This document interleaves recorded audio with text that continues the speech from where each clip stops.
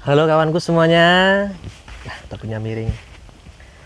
Jumpa lagi dengan saya di Snack Cafe Channel. Tentunya channel yang membahas tentang cara budidaya lele yang baik dan benar. Nah, dalam kesempatan kali ini saya akan memberikan tips tentang cara ampuh mengatasi air kolam lele yang cepat berbau. Nah, ini keluhan teman-teman, tentunya petani lele pemula. Baru 2 hari dikuras sudah bau lagi, dikuras bau lagi. Nah, itu apa penyebabnya? Nanti saya akan bahas tuntas penyebabnya dan juga solusinya. Yang pasti biar kolam teman-teman itu tidak cepat berbau. Nah, sebelum kita bahas, tentunya kalau kolam kita bau itu rasanya tidak enak sekali, apalagi pas kalau kita mau ngasih makan. Nah, kalau kolamnya bau tentunya itu tidak enak, apalagi kolam kita itu di dekat pemukiman warga, tentunya itu akan mengganggu kenyamanan warga. Nah, syukur-syukur kalau tidak diprotes.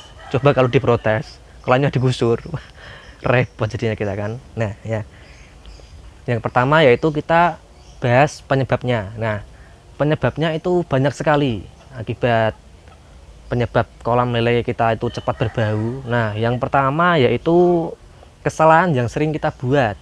Nah, memberikan pakan buatan sendiri. Nah, jika teman-teman sering melihat video-video cara membuat pakan alternatif lele dengan bekato dan yang lain-lain. Nah, setelah teman-teman buat dan akhirnya dikasih makan ke ikan lele, nah, bukannya ikannya lele besar, malah kolamnya bau. Repot. Makanya teman-teman jangan mau dibohongin. Nah, memang itu bisa mengatasi, tapi akhirnya apa? Kolam kita bau. Nah, itu kan kita sendiri yang repot. Akhirnya apa? Kita harus menguras kolam lele kita. Baru 2 hari kita kuras, baru 2 hari nguras lagi, ya boros airnya. Nah, makanya dari itu hindari memberi pakan lele alternatif. Wong pakan lele yang murah juga ada kok. Yang penting pakannya itu bisa mengapung. Nah, dan tidak mengendap di dasar kolam, agar tidak mengendap di dasar kolam. Yang kedua yaitu memberikan pakan lele berupa ayam tiren atau yang lain. Nah, ini biasanya teman-teman berpikiran, wah, kalau kita bisa memberi makan alternatif ayam tiren, tentunya kita akan untung banyak. Nah, ini bisa saja terjadi kalau kita pemberiannya dengan benar, itu tidak akan membuat kolam kita jadi cepat berbau. Nah, untuk teman-teman yang ingin memberi makan lele berupa ayam tiren, tentunya ayam harus bersih dulu dari bulu. Nah, bisa dibakar atau direbus, yang penting bulunya sudah tidak ada. Nah, yang ketiga yaitu memberi makan secara berlebihan. Nah, ini biasanya para petani lele pemula yang berpikiran kalau semakin kita berikan pakan yang banyak, itu akan lelenya cepat besar.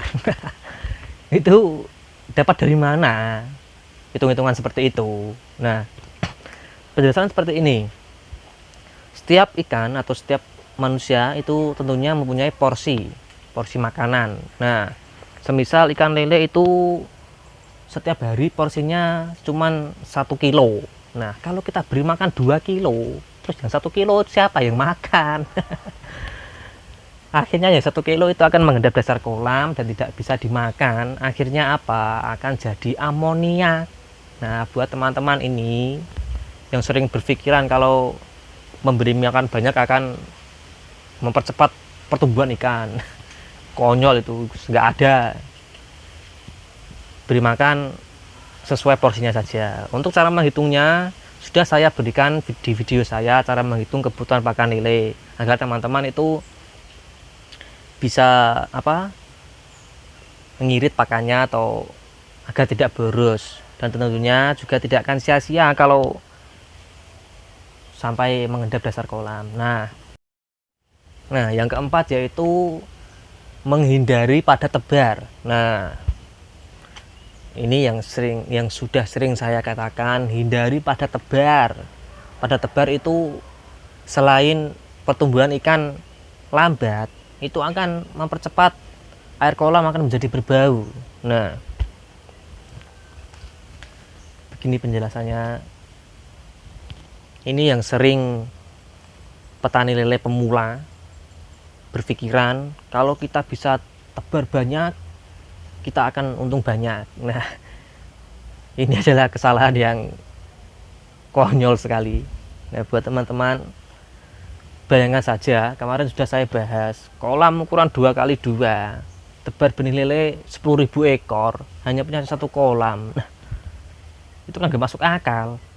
Terus bagaimana? Berarti per meter itu hampir 1.200. Bayangkan saja, kolam ukuran 1 meter dimuatin ikan 1.200. Seperti apa? Coba bayangkan kalau teman-teman di ruangan 1 meter persegi dimuatin 10 orang, bagaimana rasanya? Nah, seperti itu. Makanya teman-teman, ciptakan tempat atau ekosistem yang baik untuk ikan lele. Tentunya agar ikan lele itu nyaman. Dan akhirnya kalau nyaman, pertumbuhannya juga akan maksimal. Nah, terus solusinya bagaimana, Mas? Nah, solusinya yaitu kita kuras saja air kolam kita. Kira-kira itu sekitar 80%. Jika ketinggian air kita itu 70 atau 80, kita kuras 50 atau 60. Sisakan saja itu untuk pemicu nantinya. Ketika kita isi kolam air lagi, airnya akan cepat jadi atau akan berubah menjadi warna hijau lagi. Nah, ciri-ciri air yang kotor itu warnanya coklat ke kuning-kuningan. Nah, itu pertanda air yang tidak sehat. Nah, jika ikan tidak sehat, maka warna airnya akan berubah menjadi coklat ke kuning-kuningan dan juga bau. Nah, itu solusinya. Semoga tips ini bisa bermanfaat dan tentunya kolam teman-teman tidak cepat berbau. Nah, jangan lupa ikuti terus channel ini, tentunya di Snack TV channel yang membahas tentang cara budidaya lele yang baik dan benar. Sampai jumpa. Silahkan komen-komen di bawah, nanti akan saya balas jika ada pertanyaan. Oke, salam sikumis dari saya.